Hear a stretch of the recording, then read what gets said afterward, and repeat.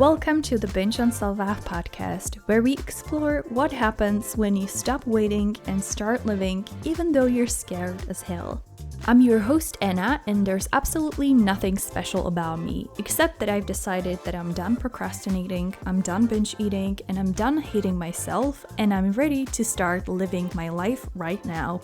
And I'm taking you along for the ride. So if you are ready to do the same, you've tuned into the right podcast. Let's get started. Binge on Self-Love is intended for informational purposes only. It doesn't provide professional medical advice, and it is not a substitute for diagnosis or treatment. Hello everyone, welcome to the Binge on Self-Love podcast. My name is Anna, and I know it's been a while. More specifically, 6 months since I've done an actual Binge on Self-Love podcast episode. To be completely honest, it's been about me procrastinating on everything and just going to work, going back home, scrolling through social media or watching Netflix and just procrastinating my problems and my feelings and my life away. But anyway, that's not a point of today's episode. New Year is literally just around the corner, and it usually makes us feel a lot of different ways. Sometimes it can seem or feel a little bittersweet because something great that happened in this year is coming to an end in a literal, but also maybe in a figurative sense, like a certain chapter or like something that's been part of our life for a long time. Or sometimes it can be also a bad thing that's coming to an end. A new year is often seen as a possibility to start something new, an opportunity to start doing something differently or stop doing something that we were doing for a long time and that's not really working for us anymore. Or sometimes it feels like something exciting, something that you're really looking forward to that's going to happen or that's planned to happen in the next year, such as your wedding or your graduation, or maybe you are expecting a baby and you are to welcome your baby in the next year. Or simply you don't feel in any particular way about New Year and it's just a day like any other, and that's also absolutely fine. To be honest, for me, it's always been like a bittersweet period of time. I used to be very obsessive about New Year, actually. A few years ago, I would set up goals after goals, desperately hoping that if I just put it on paper, then on January 1st, everything that was bugging me up until then will change for the better. And usually my goals were aimed for overcoming binge eating and losing tons of weight and stopping procrastination and running a half marathon or something stupid like that, because I am not really that into running. And surprise, surprise, it never worked. And just a few days later, after the new year, I was back to my old habits. However, the older I get, the more I realize that a different number in a calendar doesn't really change anything. And if I want to change anything, I can do it at any point throughout those 365 days, which obviously sounds very groundbreaking, I know, but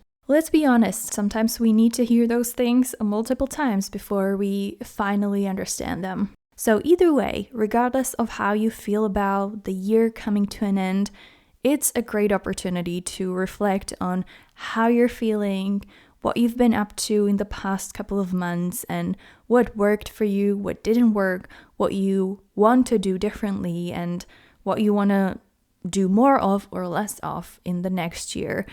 And why I'm saying that is because oftentimes this period of the year is a little slower for some of us, not every one of us, because I think that especially for anyone who's working a full-time job or who has a family or someone to take care of, it often can feel like the days are passing by so quickly, and little did we know, and all of a sudden it's like June. And therefore I think that this time of the year is a great opportunity to pause for a little bit and really look into how you're feeling, where you're going, and whether that's the right way for you or whether that's the direction that you want to go with. I put together a few things, more specifically 3 things that I plan to do next year and that I wanted to share with you, because I think that those things could be applied to most of you as well. So the very first point that I want to apply into my life is to do more of what brings you joy and makes you feel alive. And before you tune out thinking like, girl, these tips are absolutely useless, hear me out. I know this is not surprising at all, but I think that life is so short and our days are literally passing by us just commuting to work, working, getting back home, taking care of a family if you have one, and then going to bed and then repeating this all over again. And I'm not saying that's bad, but I'm saying that it makes the days pass so quickly that, like I've said before, we can wake up and it's already a few months in the year and we really haven't done anything. And I don't know if it's like because I'm 30 now or because of different things happening in my life, but I feel like I want to do more of what brings me joy. I don't want to be waiting for things anymore. I know that it can often feel impossible to take time for yourself and do something that makes you happy, especially if you have kids and if you're working full time. But either way, it's super duper important that you do more of what brings you happiness. It doesn't have to be something that's going to cost a fortune or anything that's going to take hours and hours of your life every day. I think it can be smaller things to start with, or just smaller things that will make your everyday better in some way. I feel like we need something that makes us feel more alive in our lives. For example, for me, it's always been traveling. When I travel, that's when I feel the most alive. My day-to-day life gets sometimes so mundane that I usually can't even tell the days apart. Like, was it Tuesday or Thursday? I don't know. The days were pretty much the same. And when I take a few days off and I travel, that's where I feel the most alive. And that's when I can kind of think outside of my day-to-day life. And I know that I said that things doesn't have to cost a fortune, and you don't really have to spend that much money on traveling. For example, I live in Europe, so sometimes I take like only 1 or 2 days off of work and we travel somewhere with my husband during the weekend. And for you, maybe you're not really that into traveling. Maybe you really enjoy hiking, or you wish you had more time to learn how to bake, or you really wish you had time to, I don't know, start taking dance lessons or whatever it is. And what I'm trying to say is that when, if not now, is the right time to stop putting those things that you think you might enjoy or things that you actually enjoy and start doing them and start living. The thing that actually brought me to this point was my eating disorder, because I realized how much time and experience the eating disorder has robbed me of throughout the years, and I feel like it's time to start taking the time back. It may not seem like it, but eating disorder is really exhausting and demanding in terms of like your thoughts, your mind, your health, your life. And when I reflect on the past 10 years, eating disorder was always like the main topic covering everything, or the main theme across all year. And maybe for you it wasn't, or it isn't an eating disorder. Maybe it's a fear or anxiety or an illness or a very demanding time period of your life that's stopping you from doing more of things that you actually enjoy. Plus, I've just talked about it with my therapist the other day, that sometimes the best way to deal with whatever you're going through is to shift the focus from it to somewhere else. Not in a sense of like avoiding the problem or ignoring the problem, but rather shifting your mind to something else so you don't constantly think about that problem.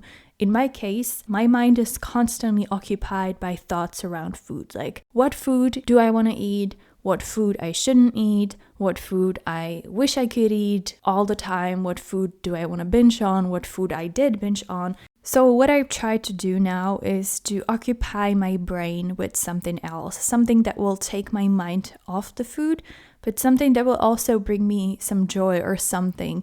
And it can be literally anything. For example, now I started to read a little more, which I really love, or it can be learning to play an instrument, or learning how to do a Notion template, or learning how to, I don't know, do a podcast, or anything that can make you feel alive and a little happier. My second point that I want to live by in the next year and years is that your year/your life is in your hands. Again, I know something that we somewhat all know, but how many of us do actually live by that? As a procrastinator and a binge eater, things often feel out of my control. And it's true that some things will always be out of my control, and there's nothing I can do about it. But on the other hand, there are also plenty of things that I can control, things that we all can control. At the end of the day, I'm the one who decides whether I'll press that record button, like today, and record the episode, or whether I will keep postponing it for another day, which is what I've been doing for the past 6 months or so.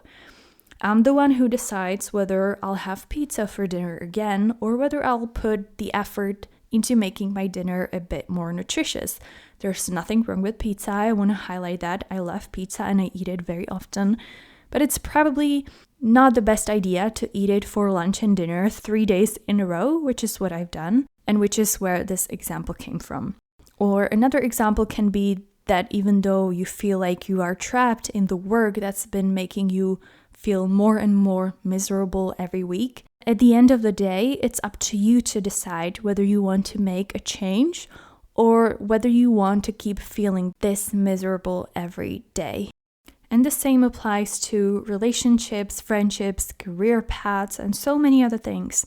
So if you want to make a change in your life in the next year and the years to come, you need to be aware that your life is in your own hands and that you have the power to change it for the better. The third point that I wanted to share today is if you want to set intentions or goals, make them flexible.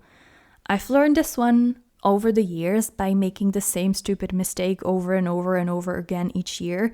The first mistake I would always do was setting unrealistic goals, like quitting my job and building $1 million worth empire all within 1 year, or losing 10 kilos even though I haven't really dealt with binge eating disorder yet, or signing up for a half marathon even though I don't have any training or any intention to run. So that was my first mistake. The second mistake that I would do every year was setting goals but no clear action steps to actually achieve those goals. Like I would say, okay, I want to save 10,000 crowns by the end of the year, but if you don't think about what steps you're actually going to take, then you are probably never going to achieve it. So that was 2 mistakes I would always do. And the third one, which I want to talk about today, is that even if I would fix the first 2 mistakes and I would set a goal that is realistic and that has a specific action steps to achieve it, there was absolutely no room for flexibility. What that means is that we set a goal at the end of the year or at any other period of time, thinking that this is what I'm going to want and this is what things will be like for the next 12 months or any other period. However, that's not really how life works, right? Our priorities change, our circumstances change, our desires change. To give you an example, what if your goal was to start running and run, let's say, 3 times a week, but then throughout the journey, you've realized you really hate running and you started doing something else, like going to a spinning class twice a week and taking Pilates lesson once a week. Does that mean you failed? Does that mean you didn't stick to your goal? Or does it mean that your goal was to be active? Because this goal was flexible, it allowed you to try something and then try something else if the first thing didn't work out. Therefore, I think it's very, very important to set our goals in a way that, 1, it serves as a guidance, like it gives us a vision of what we want to achieve or what direction we want to go. Number 2, it allows for enough flexibility to adapt to the current situation that might arise. Sometimes the vision that we start with isn't the result we will end up with, but it's not always a bad thing, I believe. What I'm trying to say is that I think strict goals don't always work, because if we derive or deviate from the original plan, even just a tiny bit, does it mean we failed? So these were 3 things that I wanted to share with you today that I'm planning to incorporate into my life in the year and more years to come, hopefully. So just to summarize it, it's doing more of things that I enjoy and that make me feel alive. Number 2 is reminding myself that there are things in my control. Number 3 is setting up my intentions in a way that allow for flexibility. I'm really hoping that at least one of those things resonated with you a little bit. But most importantly, I want to wish you a very, very happy new year. And I hope that 2025 brings health and happiness and love and joy into your life and into everyone's life. I also want to know what your intentions for the next year are. Feel free to comment under this episode on Spotify or YouTube, or you can DM me on Instagram or TikTok at Binge on Self-Love. Thank you so much for listening today and see you next week. Bye. Thank you so much for tuning in today. I would like to ask you for a small favor. If you enjoyed today's episode, please subscribe to the Binge on Self-Love podcast on your favorite podcasting platform. It's absolutely free and it will help me spread the podcast among more people. Thank you in advance and see you soon.